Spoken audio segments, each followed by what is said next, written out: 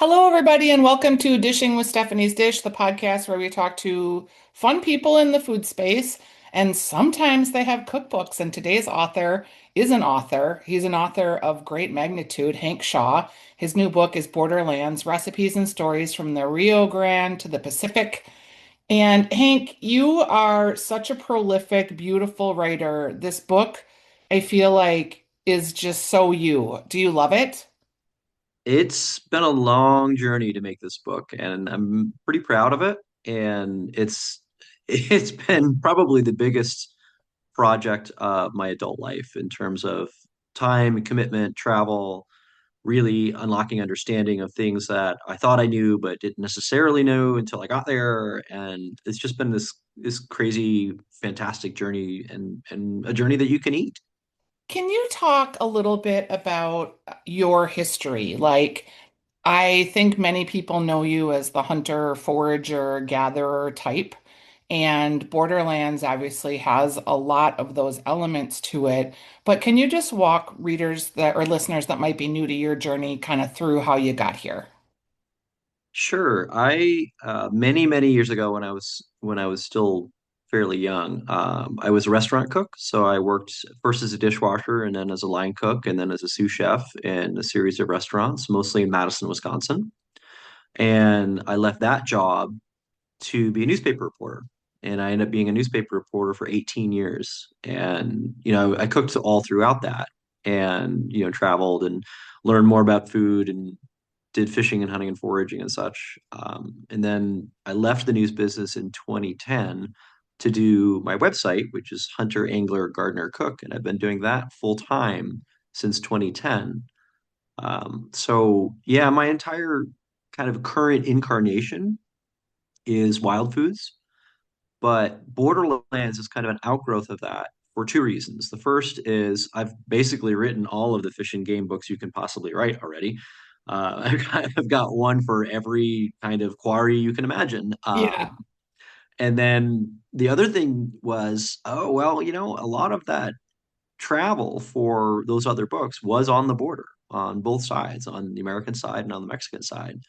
And that kind of grew into this, wow, God, the food is so great. And God, this area is just so neglected, I think, by most, the foodерati, for lack of a better term, Yeah. because all of like everybody seems to love to hate Tex-Mex without really fully knowing what Tex-Mex actually is. And people say that the Southwestern cooking is so very 1987, and the people who know Mexico are like, oh, all the good foods in Oaxaca or Michoacan or Mexico City or Yucatan, and really that's not the case. And as over and over and over again, I was discovering these amazing just finds, and a lot of them had to do with wild foods, but not all of them. And so that Borderlands became my um, diary of that journey. And quite a diary it is. What's interesting to me is I didn't actually ever know that you were in the newspaper business. And that I'm a makes sense. Pioneer Press graduate. Oh, I you worked for the were? I How worked did for I this not know this? Yeah. I was a St. Paul Pioneer Press investigative reporter from 2002 to 2004. And if you're of a certain age and you remember that there was a big story about some Republican operatives getting involved in a telecommunications boondoggle. And yeah, that was us. That was our story. Funny. Well, and it makes sense because the book is so like it's the storytelling that's so good. And cookbooks are cookbooks with beautiful recipes and different people's point of view on recipes. But what I love about your book too is it really goes into ingredients a little more in depth. It tells the story of the terroir of where the recipe's from and why it's the way it is. And it makes sense now to me that you're a journalist because it's so beautifully written. I really appreciate that. I mean, I tried in this particular book. There are essays in all of my books, but in this particular one, I really wanted people from the rest of the country to get a flavor of what it's like to was really honest to God like on the border. Everybody has thoughts and opinions about immigration and about the border and about blah blah blah. And it's like, well, how much time have you actually spent on the border? Do you actually know what it feels like, what it smells like, what it tastes like? And chances are you probably don't. And I really wanted this book to shine a light on that in ways that go well beyond food. When we talk about the Borderlands, can you talk about it without talking about immigration and the close connection between the United States and Mexico? I mean, we share this border. People have this idea that it's like this gated, fenced situation, and really, there's tons of the border that's just you'd only know it was a border if someone told you were crossing it. It's very true. In fact, one of my favorite moments to that was in Southwest Texas. There's a beautiful national park called Big Bend. It's one of the biggest national parks in the country. It's famous. It's amazing. But you are going to drive and hike and hike and drive and hike and drive. It's a gigantic park. So one place that you can go to, and it's actually if you open up a copy of Borderlands and you see this huge vista right at the beginning of the book, there's this huge vista and it's on a cliff. That is exactly it. That is that is Big Bend National Park. And if you're looking right in the back end of that, back center, a little to the left, you'll see a canyon in the background. And that canyon is St. Helena Canyon. And St. Helena Canyon is created by the Rio Grande. So you can go to that park and you can walk across the border, literally to Mexico, and not have the Rio Grande come up over your ankles. And there's Mexicans on their side, there's Americans on our side, and everybody's crossing back and forth, and their families are there and having a fun time, blah blah blah. And it's one of these great moments where it shows you that yeah, that border is really just sort of a fiction. Yeah, yes, in many ways, right? Figuratively, and also, I don't know, we seem to be in a global food economy, whether we want to or not. Um, when you look at the individual ingredients that you're using here in Borderlands, obviously there's very different things because of temperature in Mexico than you might have here in the Midwest, but is it really different from like, say, Texas to Mexico? In yes, there are definitely different. So the food you'll get in Nuevo León or Coahuila or Tamaulipas, which are the three Mexican states that border Texas, is going to be different from what you would think about as Texas food. However, on the borderlands, that change really is minimal. And I talk about in the book the idea of fronterizos, people who are neither fully Mexican nor fully American. They're border people, and they can slide between English and Spanish in mid clause. And it's really the pocho or Spanglish or whatever you want to call it that you'll hear there is very different from what you'll hear from a bilingual person from, say, Mexico City, where typically those people will speak in full sentences or paragraphs in one language and then maybe switch to another language in the next sentence or paragraph. Well, on the border, it's a mishmash. So the structure, the words, the adjectives, like it's everything is like, my pinche watch is not no funciona, and so it's like this whole kind of amalgam of what's going on, and that kind of translates into the food where you've got some Texas, some very Texas things that don't cross the border, like yellow cheese doesn't really cross the border. Right. Um, the idea of um, like Rotel queso. So it's like Velveeta cheese melted with Rotel. That's queso. That's the bad queso in North Texas. Like you'll get that in like Amarillo. But the real queso is south of Interstate 10, and that is a white Mexican cheese where you get roasted fire roasted green chilies folded into it, and a little bit of Mexican oregano and salt and a little bit of crema to thin it out, and it is to the Rotel queso what a match is to the sun. Yum. And I mean, that said, I'm not going to poop all over the Velveeta one because that, while I don't think it tastes great, what I realize is that particular version of queso, which I personally don't like, is really heavy with cultural significance. Yeah. And so there's a place for it. It's just not. that's not really as border food as you might think. That's a little bit more North Texas. And that's an example of where things don't cross. But a really great example of where things are damn near the same is Arizona and Sonora. So that there's almost no difference between Arizona Mexican food and Sonora Mexican food because they're one and the same. The burritos are pretty similar. The flour tortillas are similar. The carne asada is pretty similar. Um, and so that's a case where the border's really, I mean, yes, it's a border, but I mean, it's like it's there's no food border. The same thing with Southern California and Tijuana and Northern Baja. There's almost no functional difference between the two of them. Now, New Mexico and Chihuahua has a difference, and like north of Interstate 10 in Texas and the border in Texas are quite different. Um, there's a recipe in here that I didn't even really know existed called parisa. Oh yeah, And we will order steak tartare or make tartare. And I didn't realize that there was in many cultures, you sort of see similar foods or similar food groups, and they're just treated differently with herbs or spices. This looks delicious. it really is. It's the best way to describe it if you're not familiar because it's super regional in Texas. Like you can't even really get Brisa in Dallas or in El Paso. It's not a thing there. It's sort of a South Central Texas thing. But the best way I can describe it is really to accurately describe it. It is steak tartare meets aguachile because most people will say it's steak tartare meets ceviche, and yes, you absolutely can get it like that, but the acidity in the citrus will turn the raw beef gray, which I think looks gross. Yeah. I mean, it tastes fine, but it just kind of looks like meh. So my recipe and what I do is I mix the steak tartare with the essentially pico de gallo is really what it's being mixed with, and a little bit of cheese. I'll mix it and serve it right away, so that when you eat it, the meat is still pink.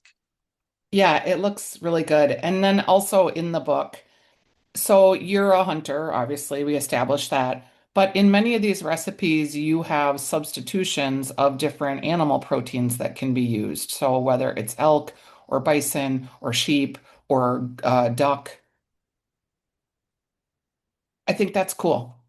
Yeah, I mean, I think I started that process. It's done with icons. So if you look at a recipe for, oh, there's a stew that's very popular there called puchero, and I'm just turned puchero. to that page, so I'll. So, oh, that's asado de puerco. So asado de puerco is always pork, but like no babies will die if you use something else from that. But that is traditionally a pork dish. Puchero is traditionally beef or venison, but really, you're going to be fine if you put damn near anything in it. It's a big giant stew with a lot of vegetables, and it's fantastic. And to to really make the book more versatile, because there's two things that I always do in my books. Number one is I'm going to give you the recipe as faithfully as I can to what it actually is wherever it's from. And then I'm going to give you all these substitutions so that if you live in, Bismarck or Crookston or, rural Iowa, you're going to be able to make it. And that's important to me because it's more important to me that you make some version of it than to be exactly proper and specific. I hate cookbooks where it's like, especially with cheese, where you'll see someone be like, it must be the, Cowgirl Creamery Point Raised Blue from 2012. Otherwise, Yes. this recipe won't work. I'm like, come on, guys, this is a stupid recipe. Like, it's blue cheese. It'll be fine. I was surprised that you have a chimichanga in the book. Can we talk about chimichangas? Because people that Sure. grew up in the Midwest, Chi-Chi's was like the first Mexican restaurant besides El Burrito Mercado. And El Burrito Mercado was authentic, and Chi-Chi's was like the Americanized, what they thought Mexican food was. Which Hmm. also, I will say, I have taste memories of Chi-Chi's. I say this not dogging on them, and they're actually coming back. And the chimichanga is something that, like, if I actually go to the new restaurant, which I'm sure I will order a chimichanga. It's like a taste memory for me. What is the like origination of chimichanga? It's shrouded in mystery. Um, so there's a couple different theories, and then I'll tell you what I think. The general story is that a woman was making burritos in Arizona and either dropped, which I don't believe because that would create a splash that would, send 350-degree oil everywhere, or placed a burrito in the deep fryer. And the legend, which I don't believe this is true at all, is she drops the burrito in the deep fryer and you know says something like chinga tu madre or whatever, just swears something bad, and um, but then sort of does what you would do in a kind of a mom situation. And if you, instead of saying the F word, you would say, oh, fudge. And so she goes, oh, chimichanga, and which is sort of vaguely reminiscent of some Mexican swear words. And so thus the dish was born. But I think that's not true because there is a fantastic resource. Actually, I mean, I found it in some of my older Mexican cookbooks that I own, but there's a fantastic research at the University of Texas at San Antonio of Mexican cookbooks. And some of these Mexican cookbooks are handwritten from the 1800s, and so they're all digitized, and you can study them. And so there's a thing in Sonora. Remember, I just got done saying that like there's Yep. almost no difference between Sonora and Arizona. Um, there's a thing from Sonora many, many, many, many years ago, early 1900s, for a chivy changa, chivicanga. So a Okay. chimichanga, and it's the same thing. So I'm convinced that this is just a thing because if you have a burrito and you fry things, there's zero chance that at some point you're gonna be like, I wonder if it's gonna be good if I fry the burrito. Like the answer yes, Yes, all the time. and so I like you came into the chimichanga world as thinking with a definite eyebrow raise, like what is this? And when it's done right, and if you see the picture in my book, it is dressed with a whole bunch of things on the outside of the burrito. So it's crema, it's a pico de gallo, it's shredded lettuce or cabbage, limes. The thing about a properly served chimichanga is that you have to eat it as a whole because the chimichanga itself is quite heavy. It's a fried burrito with like rice Yeah, and beans and meat inside it. Like it's a gut bomb. But when you eat it with all these light things around it that are bright and fresh and acidic, it completely changes the eating experience. And I was sold. I can imagine. The one you have in the book looks really good. I keep asking about specific recipes, but there were like some that just jumped out at me like, wow. Another one that jumped out at me was from that same chapter about the acorn cookies. Mm-hmm. I've always been under the impression that acorns, and maybe it's from just specific to the oaks, but that they're poisonous. I didn't think about making acorn flour. So number one, no acorns are poisonous. Zero. Period. End of story. It's a myth. You were lied to. Sorry. Yeah, I mean Acorn. it helps me because my dog eats them. I mean, acorns have been a source of food for human beings forever. All the way, I don't know how long ago, but way more than 10,000 years. Way more. Okay. So, what the myth comes from is most acorn varieties, so most, especially red oaks, are full of tannins. And tannins are not poisonous. Tannins are not toxic. Tannins will make you constipated if you eat too many of them. And I suppose it would be possible to poison yourself with tannins, but I mean, good luck. Yeah. Good luck eating enough of that astringent stuff to be able to get yourself poisoned. But tannins are water soluble.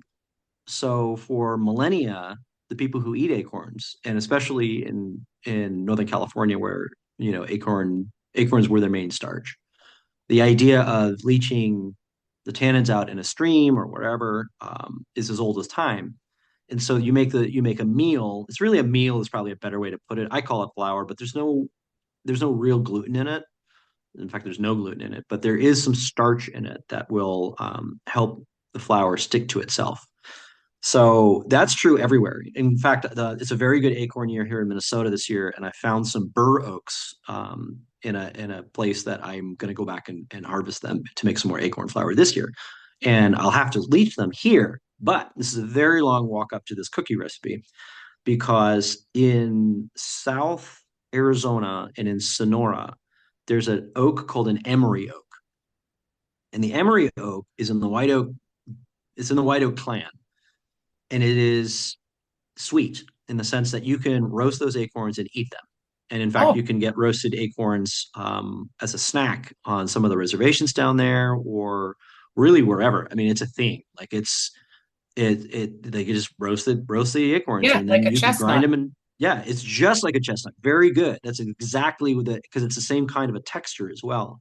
Um, and so that particular oak is unique in North America. The cork oak in Europe is the other one that doesn't have any tannins to it. So you can just sit there and eat them, and that's why they make flour out of them. It's an indigenous thing. It's you don't really see it too much among the Hispanic Sonorans. You see it a lot more with like Yaqui or Pima or Tono Odom, those indigenous groups. It's so cool.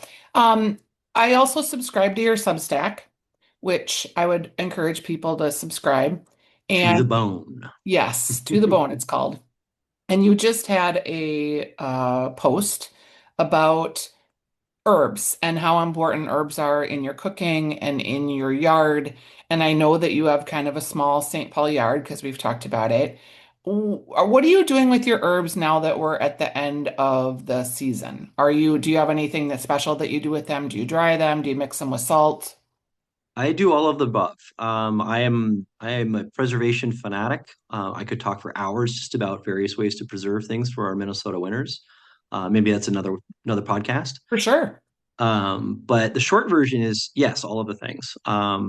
I mostly will do things like make pesto with basil because I love pesto, but Yep. I do dry some, and there are tricks to drying herbs. The trick is low heat for a long time. So the don't use your oven and try to get them dry within 48 hours, but also try to do it at less than 110 degrees So because otherwise they turn brown. do you use like a dehydrator then or Yes, I use a dehydrator.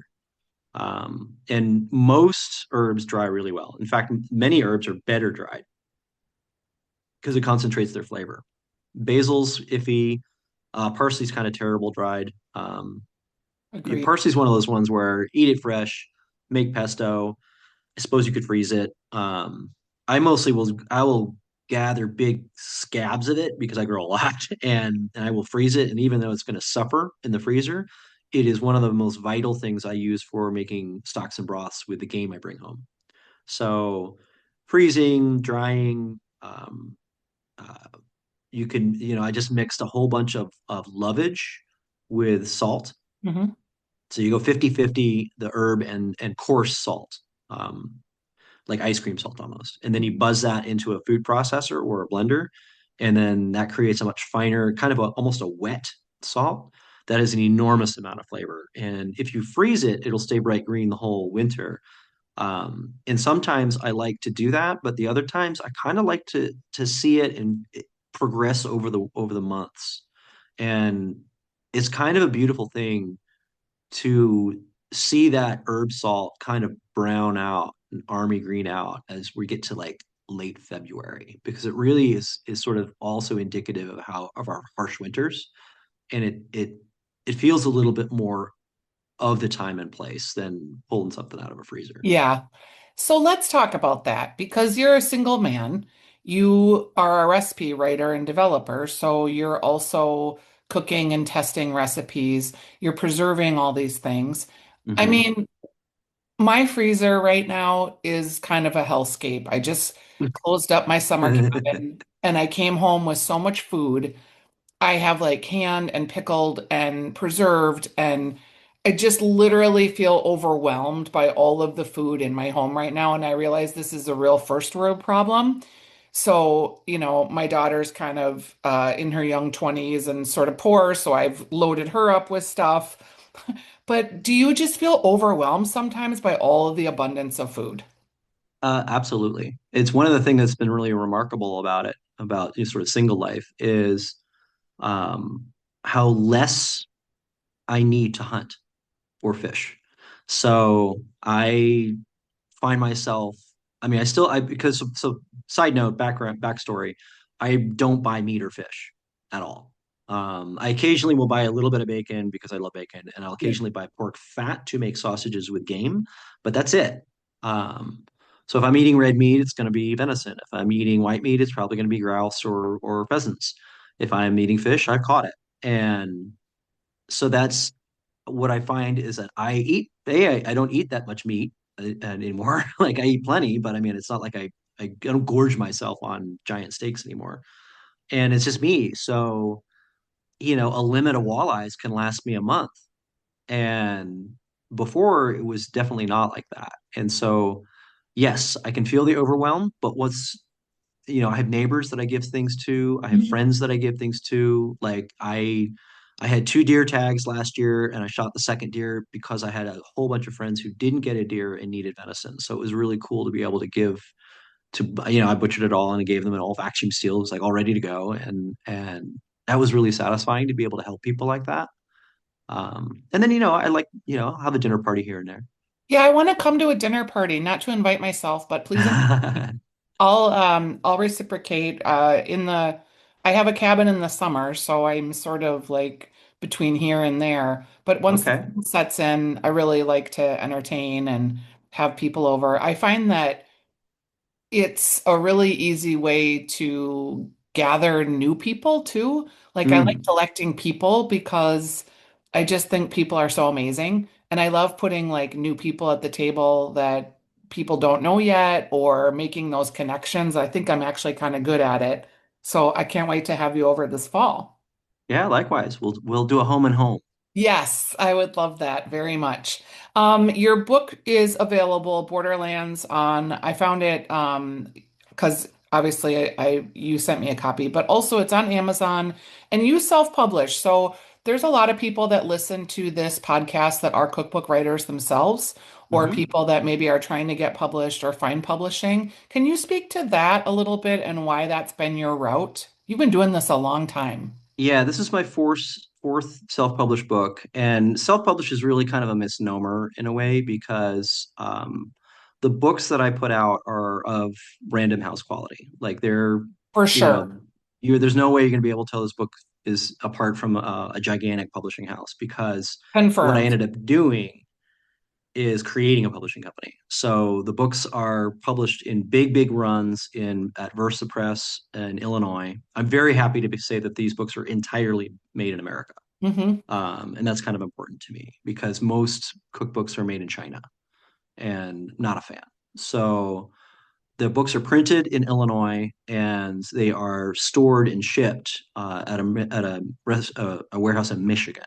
So the best ways to get the books are to either buy them from my website or buy them from Amazon. And those are probably your two best avenues for it.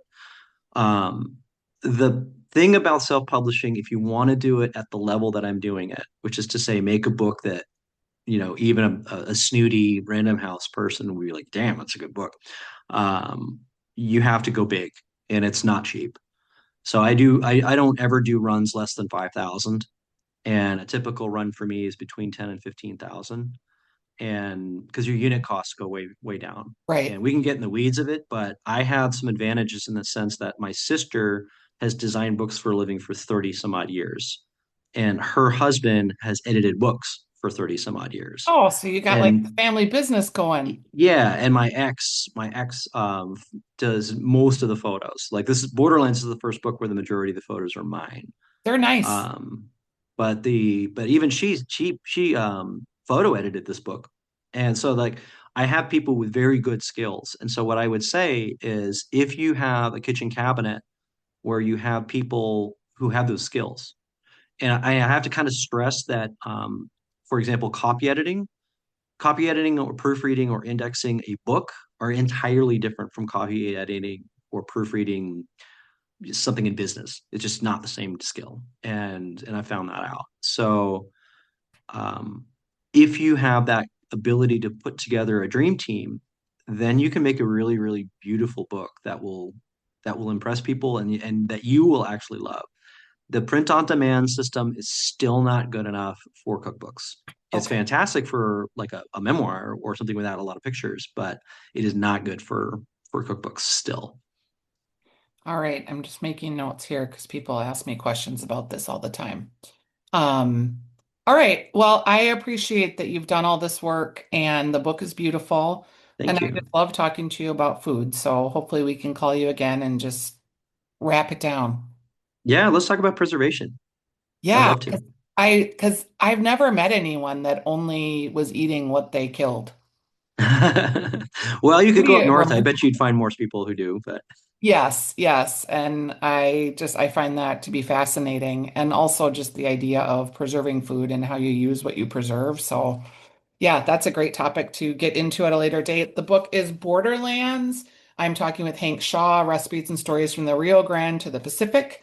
You can find it at Amazon or at his website. I always say this one wrong. Hunt, gather, cook. cook. So, Oh, so the best way to get to my website is just go to huntgathercook.com. okay. And you have lots of recipes there too. I want people to just explore Thousands. your website. Yeah, it's incredible the amount of recipes that you have there. And, if you think about protein as being interchangeable in a lot of these instances, it's definitely a really well done website with tons of recipes. So thanks for your time today, Hank. I appreciate it. Thanks a lot. Thanks for having me Okay, on. we'll talk soon. Bye bye. Bye.